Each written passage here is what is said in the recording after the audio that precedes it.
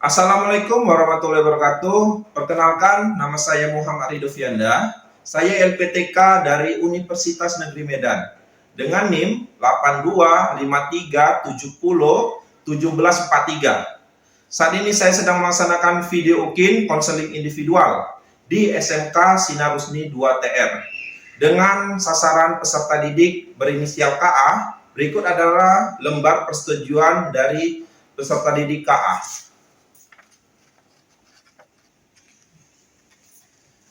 Baik, sekian perkenalan dari saya. Saya akhirin. Assalamualaikum warahmatullahi wabarakatuh.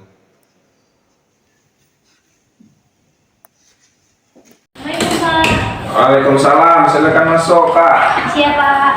Ya, silakan duduk, Kak. Oke, silakan duduk. Ada apa nih?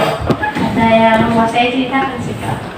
Oh, pas kali Bapak juga memang mau manggil kamu karena hal yang mau Bapak tanyakan sama kamu. Yang pertama itu dari laporan guru-guru dan wali kelas, kamu sering sekali melamun, sering kali sedih. Tuh, dari laporan dari teman-teman, kamu setiap ada kegiatan, ya kegiatan kalau bahasamu tuh atau bahasa usiamu tuh hangout, itu kayak ke mall atau nonton di mall, makan lah di luar, itu foto-foto lah. Kamu terlihat sedih, menolaknya dengan cara sedih gitu. Nah, itu dari perlakuan dari teman-temanmu. Nah, itu satu. Nah, Bapak dapat laporan lagi dari satpam sekolah. Kamu kan masuk jam 1 siang, tapi masuknya jam 8. Ini jarang terjadi. Apa sebab terjadinya? Itu jarang terjadi. Nah, masuk kamu jam 1 tapi datang jam 8. Itu jarang. Kenapa? Apa ada sebab? Padahal kamu nggak ada ikut ekskul manapun, tapi tetap lebih mau, kalau bahasa Jawanya mendok di sekolah depan ibu. Nah, Bapak pengen tahu apa penyebabnya. Nah, pertama itu Bapak memanggil Keisha juga, pas kebetulan Keisha kamu datang. Bapak ucapkan terima kasih lah. Terima kasih sudah datang. Nah, di sini kira-kira mau bahas apa? Masalah keluarga sih, Pak. Masalah keluarga? Iya, Pak. Ke kamunya. Masalah keluarga itu lebih spesifik tentang apa? Orang tua atau kakak atau semuanya? Semuanya. Lebih ke semuanya. Oke. Bagus. Kita ya oke lah. Bapak akan melaksanakan konseling individu. Iya. Nah, konseling individu. Nah, konseling individu ini ada beberapa asas. Nah, jadi Bapak mau kamu itu lebih terbuka, karena di konseling individu itu ada asas keterbukaan. Jadi bebas mau cerita apa aja, jangan ada rasa takut disebarkan, nggak ada. Karena kenapa? Di konseling individu itu ada asas kerahasiaan. Jadi yang tahu cuma Bapak, kamu, sama Allah. Nah, sebenarnya ada yang tahu yang lain. Bahkan wali kelas atau teman nggak tahu, karena Bapak menjaga kerahasiaan ini baik-baik. Karena di bimbingan konseling individual itu ada asas kerahasiaan, asas keterbukaan, asas kesukarelaan. Jadi kamu dan Bapak sukarela. Kita sering apa tuh? Nanti kita akan lebih tukar pikiran. Nah, tukar pikiran. Pak, ini kayak mana Pak? Saya sering kayak gini. Bapak kasih solusi ke kamu. Oke, betul. Dan kekinian. Di BK itu asas kekinian. Nah, makanya di BK ini nanti masalah kamu yang terkini ceritakan. Nggak usah takut bahwa sebarkan. Kita kan bukannya serius. Harus, dan di ini ada asas kemandirian.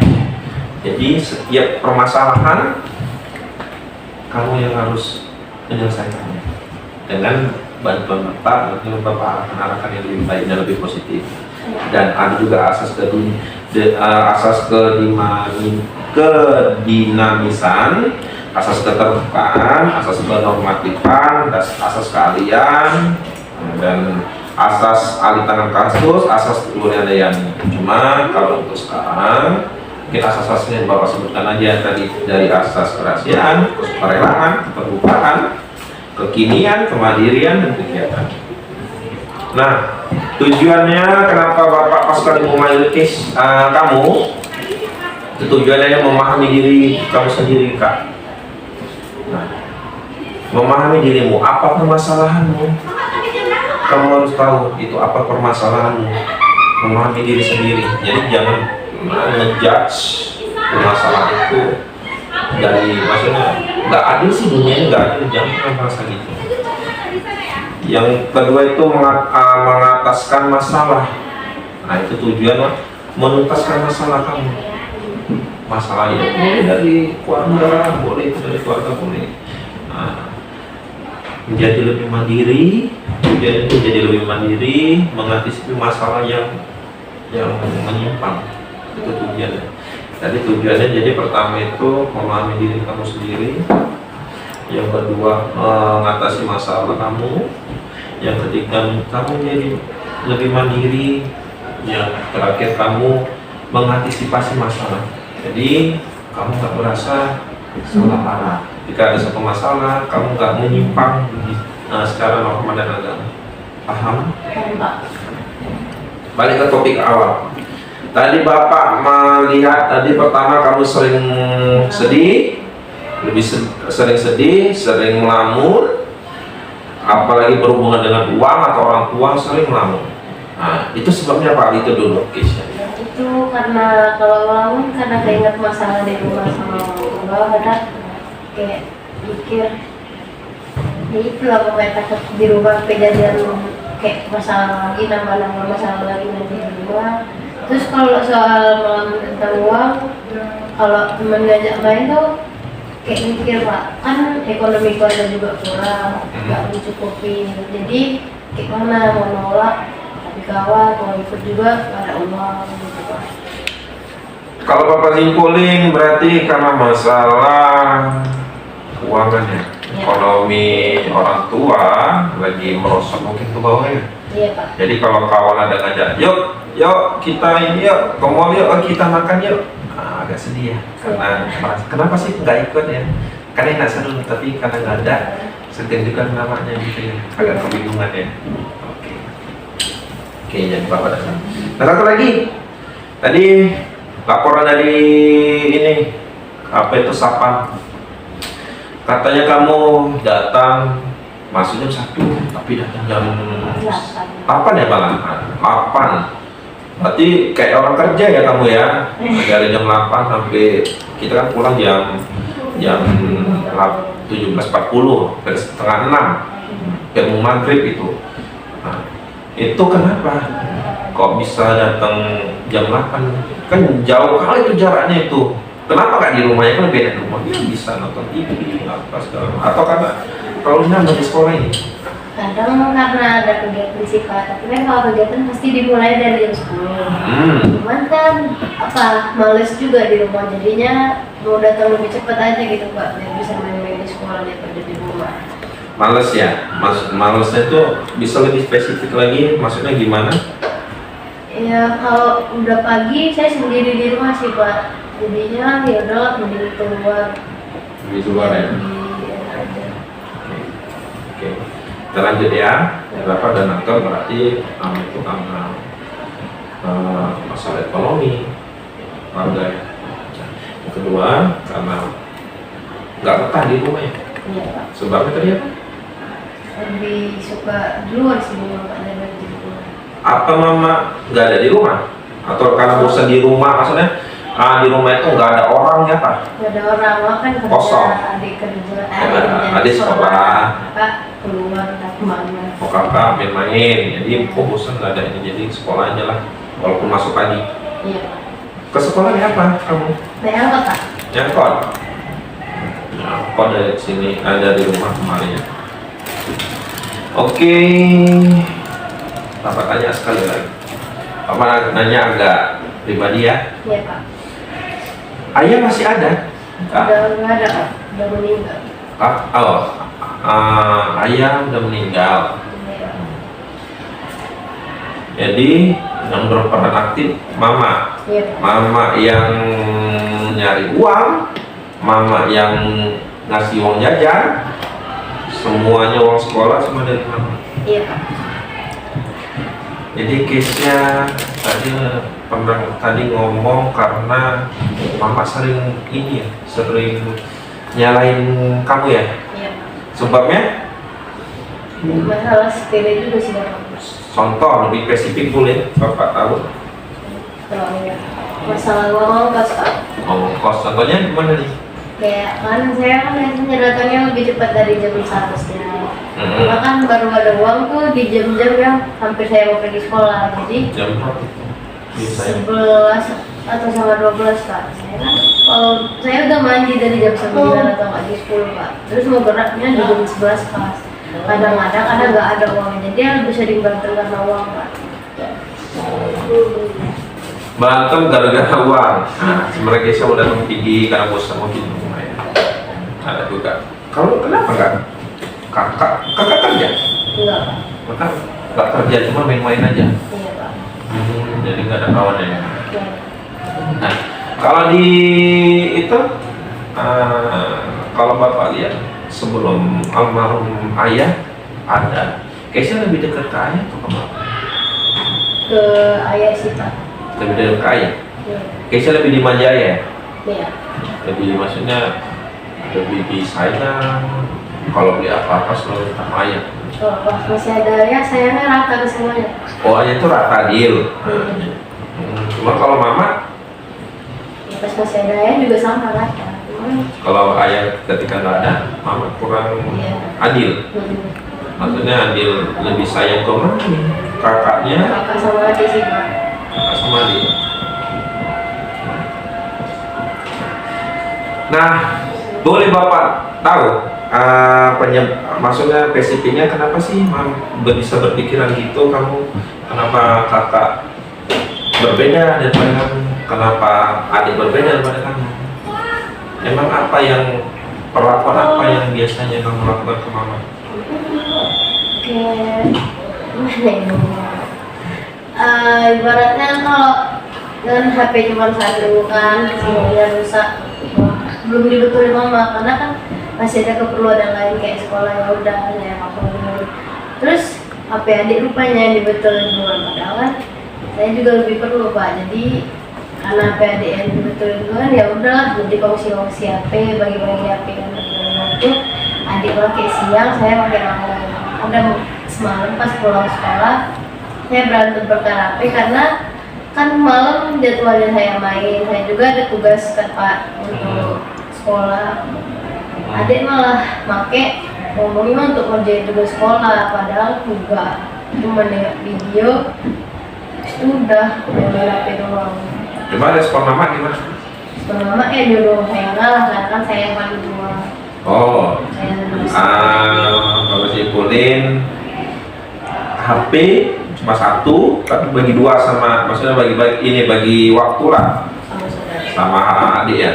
Nah, adik padahal nggak ada kegiatan yang penting, Enggak. nggak ada, kayak nonton YouTube, main game gitu ya. Iya, Pak. Cuma ketika kamu butuh HP, malah nggak dikasih ya. Malah ketika udah dikasih tahu, udah dijelasin ke mama juga, mama malah lebih bela adik ya. Ya, karena kadang kan masih bisa begadang, mending pas begadang aja ngerjain. Saya nggak buat begadang. Jadi lebih apa ya? Jadi lebih apa ya, merasa diri case ini mama kami sih ada untuk sekolahnya. Iya, Pak. Paham. Nah, itu kan tadi. Kalau ke kakak ada nggak? Kakak- Biasanya berapa nggak adil maksudnya? Kan kamu kan berasa kamu ini kan anak tengah gitu, bapak bilang ya. Iya, Pak. Anak tengah. Itu kan adik. Kalau ke kakak gimana? Ada nggak masalah lebih yang buat case sakit hati? Kenapa sih kakak Ada. lebih dipilih daripada kamu? Masa kenapa kakak lebih dibela? Nah, kenapa? Ya karena kayak kalau kakak ini kan sering nyari masalah dulu sama saya, apa pas saya dibalas balik terus nggak terlalu lama yang disalahin saya bukan kakak. Dibilang kenapa diladeni, jadi makanya jagain aja gini. Sebenarnya salah duluan kakak ngomong gitu. Contoh, emang sih apa sih yang kamu lakukan ke kakak sehingga bisa jadi kayak berantem begitu sampai mama marah? Contohnya. Ya kan apa cengeng modelnya kalau di rumah pak, kalau di eje gitu cepet nangis. Siapa itu? Saya. Oh, kamu kalau dibilang cengeng, kalau diejek, kakak suka ngejek? Suka pak, ngejek fisik. Fisik. Contohnya kamu tahu apa? Jelek lah, jelek, hitam gitu. Oh, kakak ngejek. Iya. Ngejek kamu jelek, hitam segala macam. Padahal itu betul bercanda atau gimana?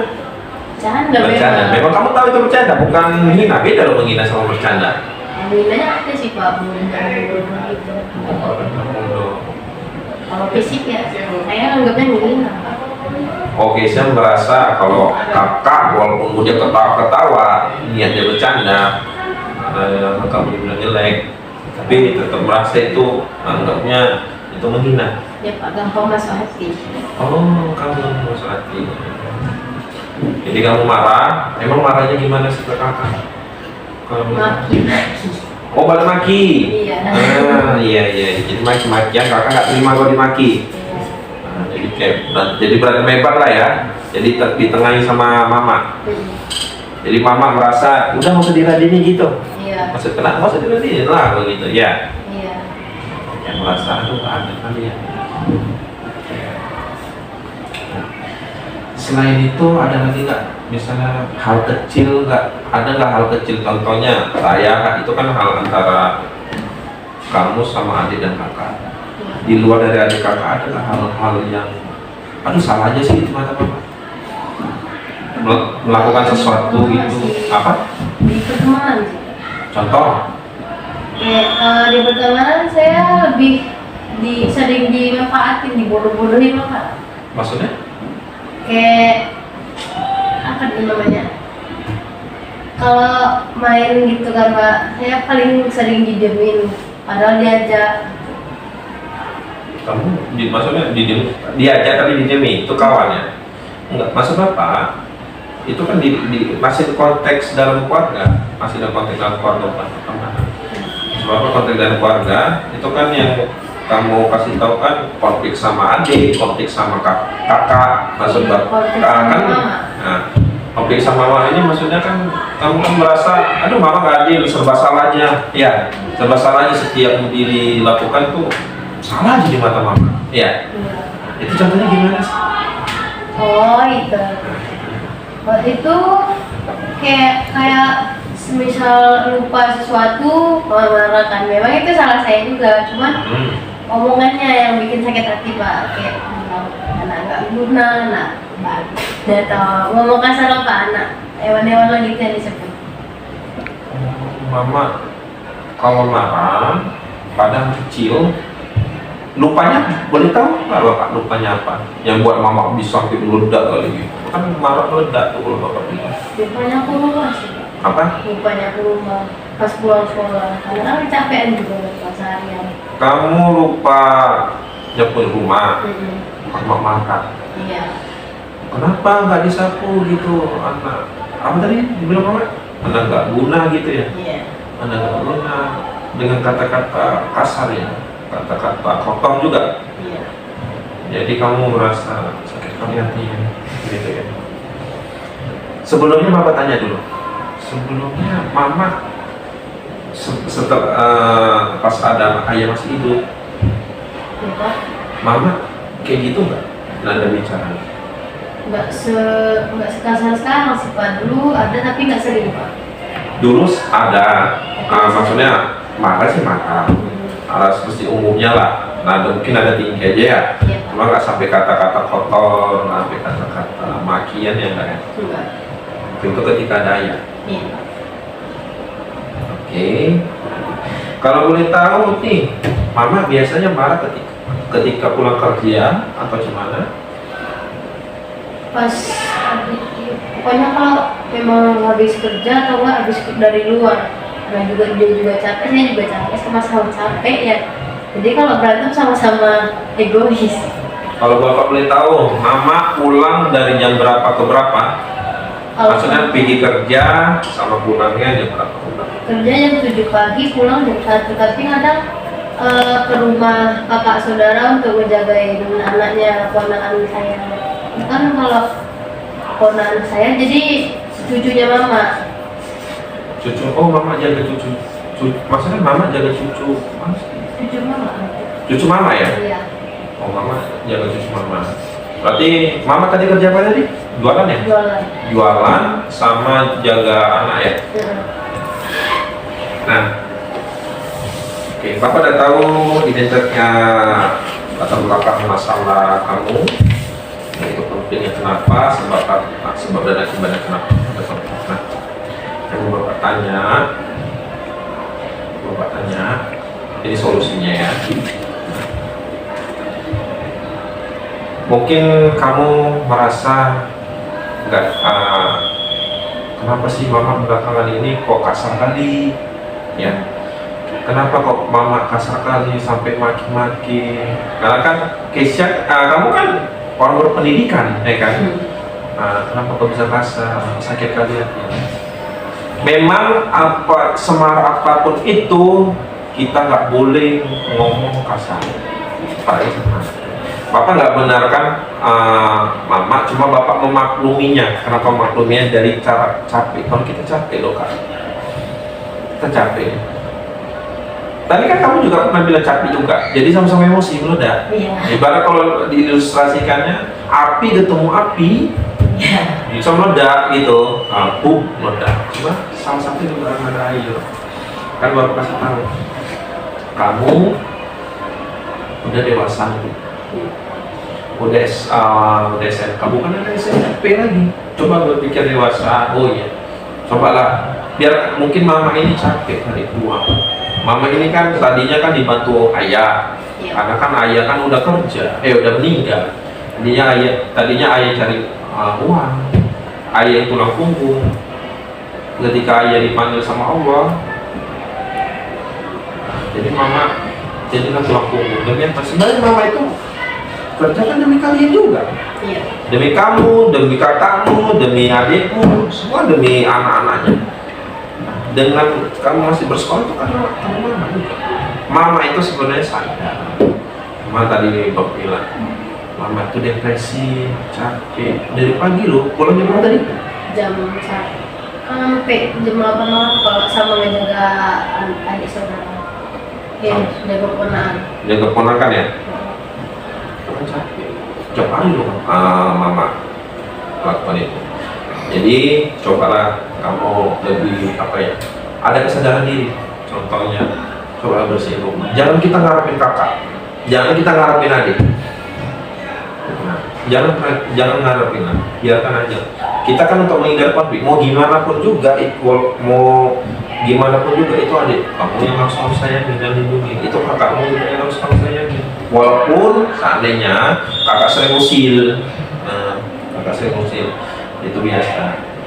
Cuman jangan satu lagi, jangan mudah sakit. Inilah terbawa suasana. Nah, kakak kamu kan sering usil, seharusnya kamu langsung lebih memahami. Oh, udahlah kakak kayak gitulah, jangan aja daripada nanti karena marah. Coba lebih mandiri ya, lebih dewasa. Paham bapak bilang? Paham pak. Oke, tadi kan bapak bilang tujuan dari kita melakukan kosong video kan untuk kamu lebih mandiri, lebih tahu sih arahnya untuk ke depannya. Gimana cara ngadepin mama kamu, gimana sih cara ngadepin kakak kamu, lebih mandiri, lebih ada jalan, lebih ada solusi kalau bapak bilang. Paham kan? Paham pak. Oke. Coba, jadi ini sudah selesai, kegiatan kita sudah selesai. Bapak tadi udah ngasih saran, kamu sudah mengerti. Nah, bapak kalau bapak simpulkan itu, masalah keluarga karena kamu merasa kurang disayang, maksudnya merasa mama itu kurang adil ya. Iya Pak. Kan kita udah tahu kan karena sebab dan akibat mama kenapa gitu kan. Udah tahu karena sakit, kita maklum. Oke. Nah, untuk kamu, kita kan udah selesai nih.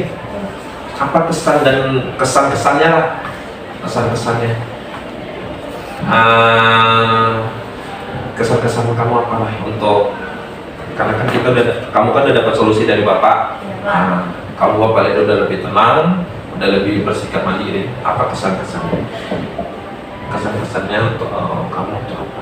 Dari yang kita Jadi kayak lebih baik lagi ya. Iya, mencoba meskipun mama dikit lah. Bagus, lagi mama saya ini mama ya. Iya Pak. Karena mau gimana pun juga itu orang tua kamu. Itu orang tua kamu yang harus kamu sayang. Oke? Oke. Karena kita udah selesai, mungkin nanti tahap selanjutnya kita akan bahas lagi proses kedepannya. Apakah kamu lebih mandiri atau tidak? Oke, jadi saran yang bapak kasih, tolong aplikasi ke kehidupan kamu masing-masing. Oke Keisha? Iya Pak. Oke, terima kasih Keisha udah datang menjumpai bapak. Pada tadi bapak memanggil kamu, rupanya kamu supportnya menjumpai bapak. Bapak ucapkan terima kasih sekali lagi karena kepercayaan kamu sudah terbuka pada bapak, menjelaskan dengan detail masalah kamu ke bapak. Bapak ucapkan terima kasih. Sama-sama Pak. Oke, Keisha boleh kembali ke kelas belajar dengan lebih baik. Oke? Bapak ucapin sampai warahmatullahi wabarakatuh. Iya Pak.